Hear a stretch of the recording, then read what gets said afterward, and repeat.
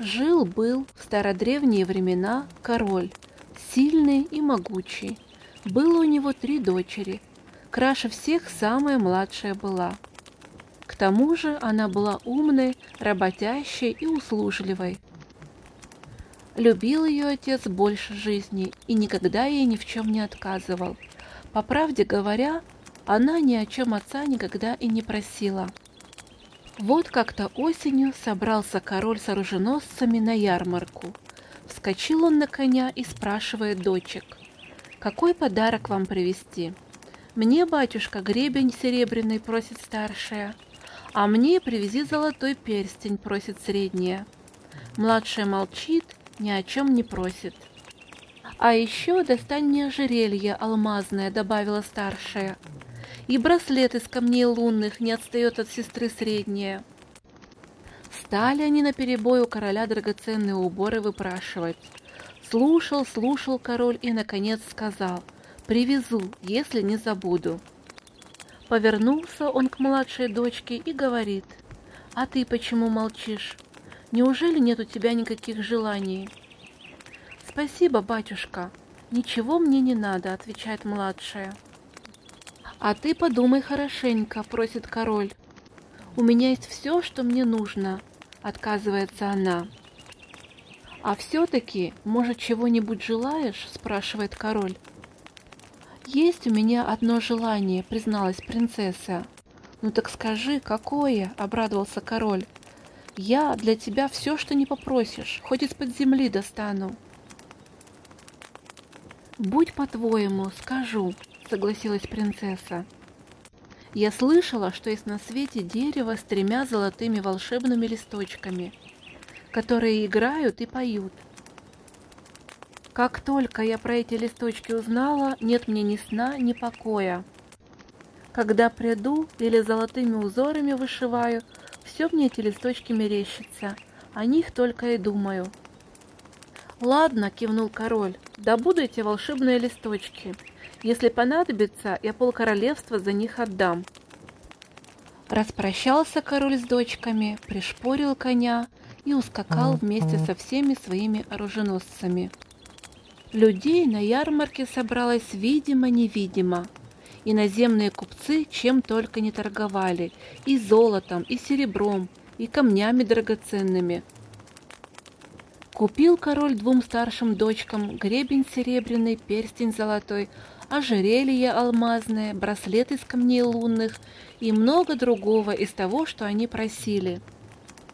Но 3 золотых листочков, что играют и поют, нигде найти ему не удалось, как только не спрашивал о них король. Но все купцы из запада и с востока королю в пояс кланялись и говорили: «Все можем достать, но о таком товаре даже не спрашивай». «Должен я эти листочки волшебные найти, хоть из-под земли достать», — говорит король. Стал он от палатки к палатке ходить, у всех про эти листочки выспрашивать, и всюду один ответ: слыхом не слышали, видом не видели. Уже и солнце зашло, стали купцы домой собираться. Делать нечего, пришлось и королю коня домой повернуть. И так тяжко стало ему от того, что желание младшей дочки он исполнить не смог. Вот едет король лесом, и чудится ему вдруг, будто где-то тихо-тихо арфы и скрипки заиграли, птицы защебетали. Да так дивно, никогда ничего слаще он еще не слышал. Придержали король и его свита коней, прислушались, и показалось им, словно с большого зеленого луга в стороне от дороги музыка и пение слышатся. Пришпорили они коней на зеленый луг, помчались. Чем дальше они скачут, тем громче арфы со скрипками играют и птицы поют. И вдруг ореховое дерево всадникам путь перегородило. Стали тут кони, как вкопанные, смотрит король и глазам своим не верит. На самой верхушке дерева длинная веточка торчит, а на ней 3 золотых листочка, будто от ветра колышутся. И чудится, будто арфы со скрипками играют и птицы поют. Обрадовался король. Это же 3 золотых волшебных листочка, что играют и поют. Их-то дочка моя младшая привезти и просила. Спешился король, руку к листочкам протянул, сорвать их хочет. А ветка вдруг в сторону отклонилась, и чей-то громовой голос, словно из-под земли, пророкотал. «Не трогай мои золотые листочки, не тронь мои волшебные листочки, что играют и поют». «Ты кто такой?» – удивился король. «Я принц Хат из подземного королевства», – ответил голос.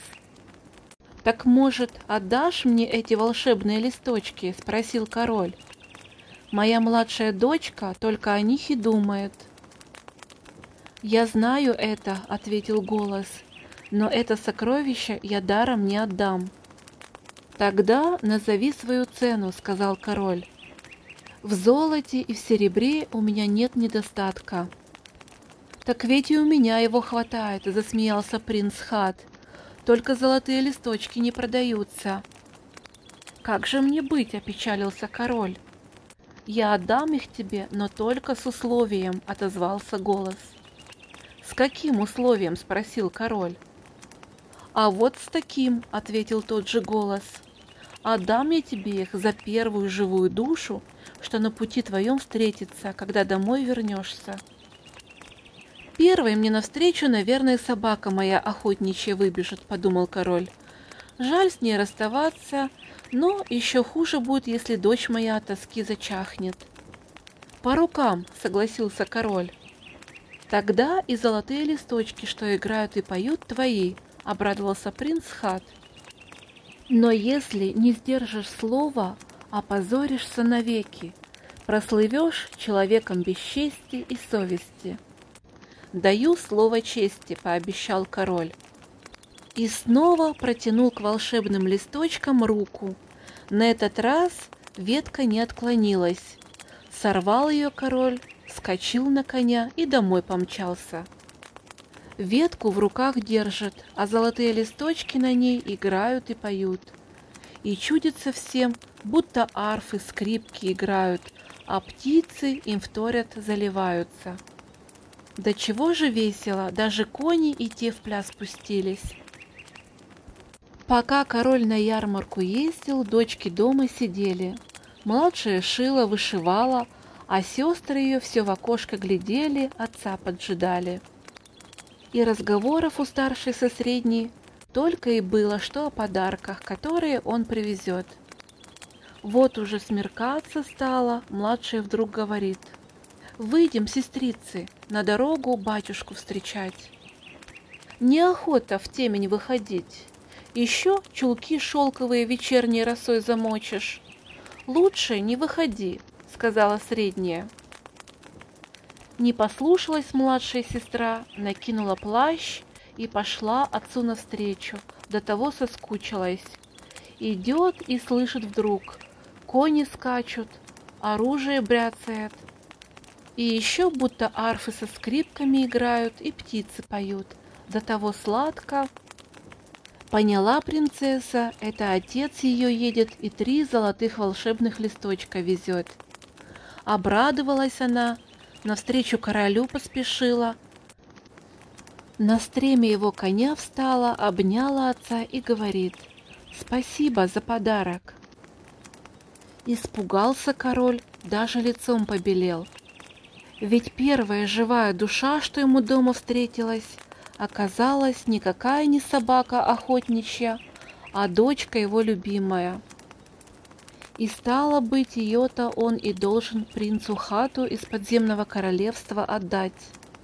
Молчит король, слова вымолвить не может. Испугалась тут дочка и спрашивает: «Что с тобой, батюшка?» Молчал король, молчал, а под конец рассказал ей все, как было, и говорит: «Должен я за эти 3 золотых листочка тебя, принцу Хату из подземного королевства, отдать. Только я этого ни за что не сделаю. Лучше пусть я человеком без чести и совести прослыву. «Нет», — твердо сказала принцесса, — «слово, оно слово и есть, особенно королевское. Пусть никто не говорит, что мой отец ради меня свое слово нарушил. Отвези меня к принцу». «Не хотела я с тобой расстаться, но сама виновата. Ведь это я тебя попросила 3 золотых волшебных листочка мне достать. Знать, такова моя судьба». Ничего не сказал ей в ответ король. Посадил дочку на своего коня и назад, на зеленый луг поскакал. Обняла отца принцесса, поцеловала и наземь соскочила. Королю рукой машет. Повернул он коня и во весь опор домой помчался. Тяжко у него на душе, ведь неведомо, кому дочку любимую отдал. А принцесса села на зеленую траву под ореховым деревом и горько-горько заплакала.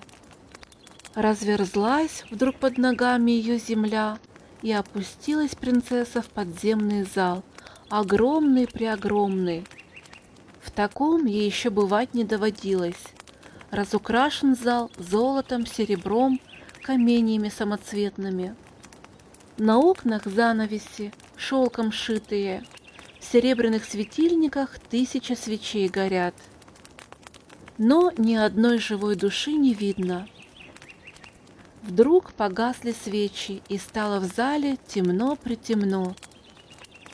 Слышит принцесса, отворилась дверь, и кто-то легкими шагами подходит к ней, и нежный голос говорит ей: «Здравствуй, принцесса, я принц Хат из подземного королевства.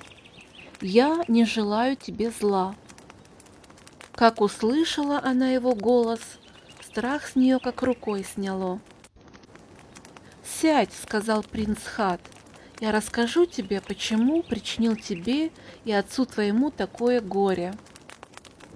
Я сын могущественного короля, и у меня есть 3 сестры-королевы. Но на беду мою пожелала одна злодейка-ведьма в мужья меня взять. Я отказался, и тогда она наложила на меня заклятие. Ни один человек не должен меня видеть. А если кто глянет, ведьма тотчас надо мною власть возьмет. Спасти меня может только юная красивая девица. Если не станешь любопытствовать, какой я с виду, обсуждать обо мне с людьми, если станешь мне верной женой, я от ведьминого заклятия избавлюсь. Неволить тебя я не стану. Можешь, когда захочешь, к отцу вернуться». И стал вдруг принц Хат принцессе до того мил, что взяла она его за руки и молвила: «Я согласна быть тебе верной женой». «А какой ты с виду, мне все едино». Обрадовался принц Хат, и зажили они с принцессой душа в душу, весело и счастливо. Правда, многое было не так, как им бы того хотелось, но что ни день, принц ранним утром, еще до того, как свечи и огонь в очаге зажгут, из дома уходит. А к вечеру, когда в зале снова темно становится, возвращается. Принцесса одна день-деньской сидит, мужа поджидает. Но стоит ей что-нибудь пожелать, как все тотчас сбывается. Загрустит принцесса, 3 золотых волшебных листочка всегда рядом. Возьмет она их в руки, и снова она веселая и счастливая. Но еще счастливее стал принц Хат с принцессой, когда у них сынок родился. С утра до вечера играла и забавлялась с ним принцесса. Так и год прошел. Однажды вечером принц поздно-поздно домой вернулся. «Где ты был?» — спросила принцесса. «В королевстве твоего отца наведался. Узнал, что он женится, завтра свадьба. Если хочешь, можешь сходить на свадьбу и сына с собой возьми. Только вернись ко мне потом обратно». «Как же я домой к мужу моему милому не вернусь?» «Да как ты такое мог подумать?» — спрашивает принцесса. Обрадовался принц Хат ее речам, а наутро снова по обыкновению своему исчез. Принцесса стала в дорогу собираться, платье свое лучшее надела, уборы драгоценные, и сына в рубашку шелком шитую нарядила. Разверзлась земля у них над головами, и вынес ветерок мать с сыном на зеленый луг. Тут, откуда ни возьмись, стук по стук, шестерка вороных карету золотую примчала. Села принцесса в карету, сына на руки держит. Только принцесса с сыном порог замка переступили, глядь, вороных и кареты как не бывало. Вовремя успела принцесса на свадебный пир.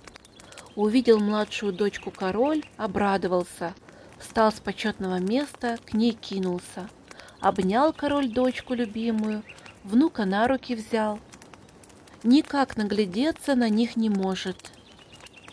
Мачеха с сестрами, гости званые, приветливо принцессу с сыном встретили. А после этого стала мачеха ее спрашивать: «Счастлива ли ты живешь? Уж так хорошо, что ничего больше в мире мне не надо». Королева все не унимается. «А какой твой муж на вид?» – спрашивает она. «Велико ли его королевство?» Принцесса ей в ответ: «Для меня красивее его на всем свете нет, а королевского достатка на наш век хватит». Мачеху от ее ответов еще пуще любопытство разбирает. Уж сам король ее останавливать стал. «Любезная супруга, дочь моя счастлива, а до остального нам дела нет». 3 дня веселились гости, и затосковала принцесса по дому.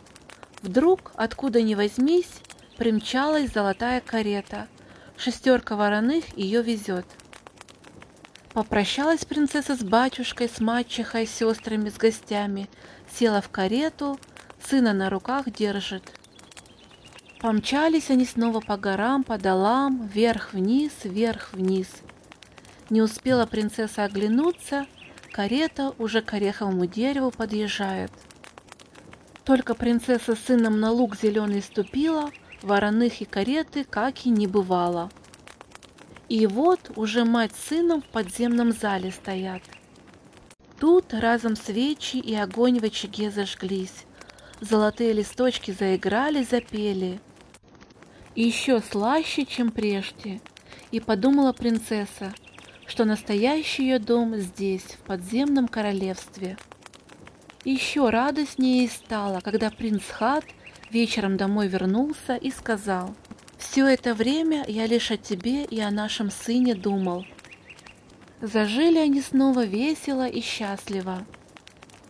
Стоит принцессе что-нибудь пожелать, все тотчас сбывается.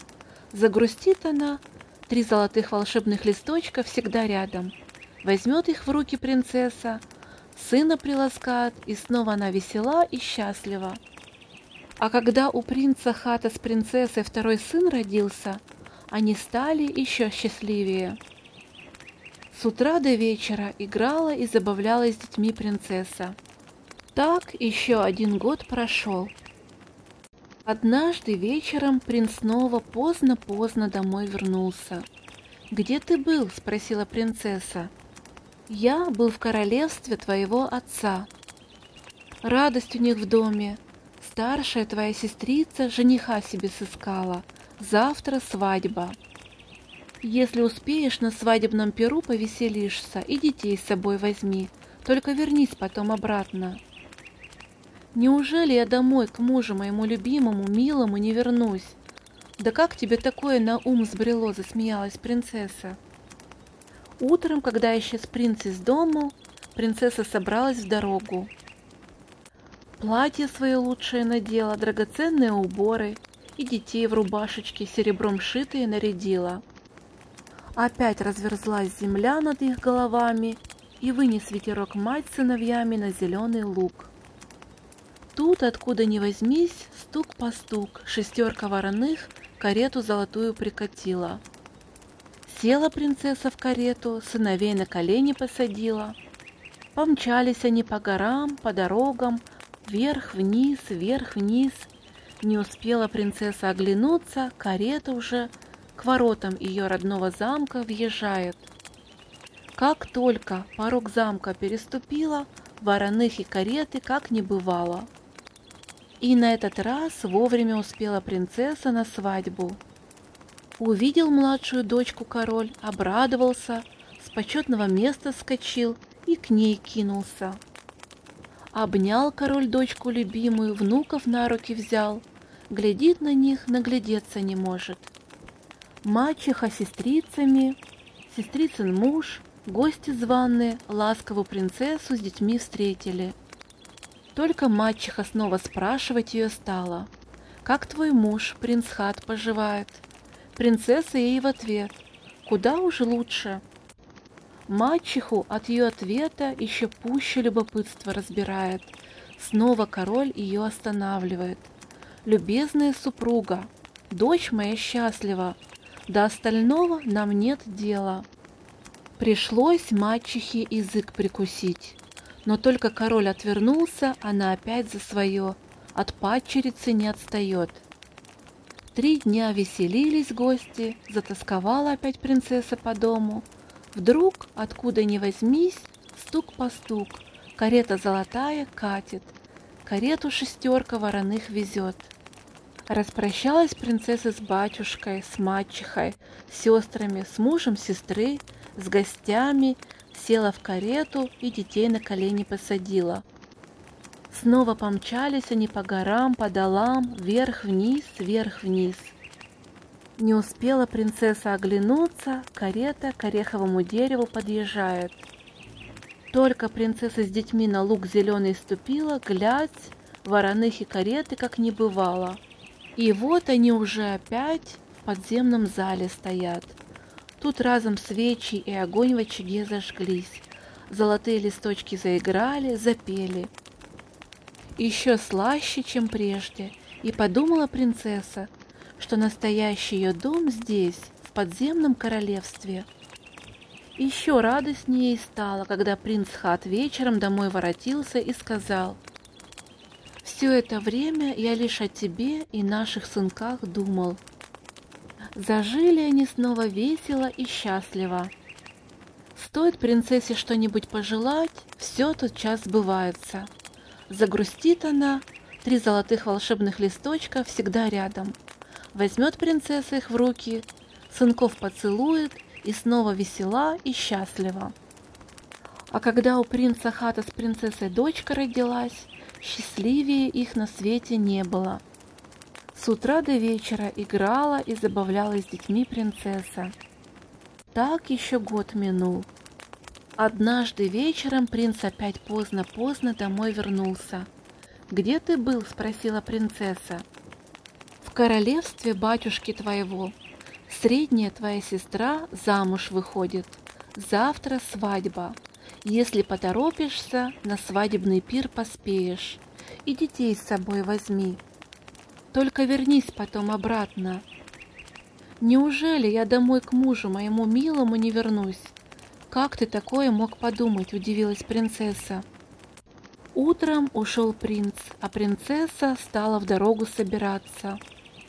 Лучшее платье надела, драгоценные уборы. Сыновей в рубашечки, золотом шитые, а дочку в шелк и кружева нарядила. Снова разверзлась земля над их головами, и вынес ветерок мать с детьми на зеленый луг. Тут стук по стук, 6 вороных карету золотую мчит. Села принцесса в карету, сыновей по левую и по правую руку, а дочку на колени посадила. И помчались они по горам, по долам, вверх-вниз, вверх-вниз. Не успела принцесса оглянуться, карета уже в ворота ее родного замка въезжает. Только она с детьми порог замка переступила, вороные и карета исчезли. И в 3-й раз вовремя успела принцесса на свадьбу. Увидел король младшую дочку, обрадовался, с почетного места вскочил, к ней кинулся. Обнял король дочку любимую, внуков с внучкой на руки взял. Наглядеться на них никак не может. Мачеха с сестрицами, мужья сестер, все гости ласково принцессу с детьми встретили. Только мачеха снова спрашивать ее стала: «Почему твой муж, принц Хат, с тобой не приехал?» «Делами государственными он занят», — отвечает принцесса. Мачеху от ее ответа еще пуще любопытство разбирает. Снова король ее останавливает. «Любезная супруга, дочь моя счастлива, до остального нам дела нет». Пришлось мачехе язык прикусить, но только король отвернулся, она опять за свое, спрашивает да спрашивает. Принцесса молчит, от ответов уклоняется. Тогда мачеха хитростью взять решила. Стала она детей расхваливать и говорит: «Какие у тебя детки твои резвые, до чего же они хороши? Одного я не пойму, почему у тебя глаза голубые, а у них карие? Верно, сынки твои с дочкой в отца пошли?» «Да, и я так думаю», — сказала принцесса. «Что значит думаешь?» — сказала мачеха. «Так значит, ты не знаешь, какие у твоего мужа глаза? Неужели ты никогда его не видела?» Поняла тут принцесса, что проговорилась. Побелела она сперва, как снег, потом вспыхнула, как маков цвет, а мачеха ей говорит: «Бедная девочка, видно, не дозволяет тебе твой муж на него взглянуть. Может, он и не человек вовсе, а тролль?» Расплакалась принцесса. «Нельзя мне на него смотреть, хоть и хочется узнать, каков он». «А он и ничего не узнает», — уговаривает принцессу мачеха. «Дай мне только время поразмыслить». 3 дня веселились гости, затасковала принцесса по дому. Вдруг, откуда ни возьмись, стук по стук, карета золотая катит, карету 6 вороных везет. Распрощалась принцесса с батюшкой, с мачехой, сестрицами, с мужьями сестриц, с гостями. Но только она в карету сесть собралась, подходит к ней мачеха. В покое к себе ведет и шепчет: «Милая дитятка, я придумала, как твоей беде помочь. Вот тебе свеча, зажги ее, когда муж уснет, и смотри же, не разбуди его». Поблагодарила мачеху принцесса, взяла свечу и к карете побежала. Села она в карету, сыновей рядом, по левую и по правую руку, а дочку на колени посадила. Помчались они опять по горам да по долам, вверх-вниз, вверх-вниз. Не успела принцесса оглянуться, а карета уже к ореховому дереву подъезжает.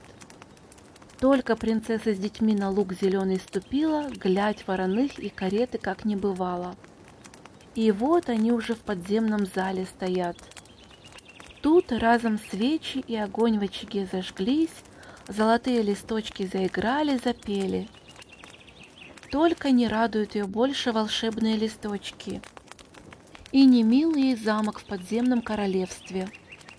Из головы мачехины слова не идут. Вовсе она покоя лишилась. Вернулся вечером принц Хат домой и сказал: «Все это время я о тебе и о детях наших думал». И слова его принцессе тоже не в радость. А ночью, как только принц Хат заснул, зажгла принцесса свечу. Ладонью ее прикрыла и тихонько к его ложу подошла. И увидела принцесса, что муж ее не тролль, а человек необыкновенной красоты. Такого ей встречать еще не приходилось. Обрадовалась принцесса, обо всем на свете забыла. И тут вдруг капля воска мужу ее на руку упала. Испугалась принцесса, хотела было свечу задуть, но было уже поздно. Проснулся принц, глаза карие открыл и сразу понял, что жена его натворила.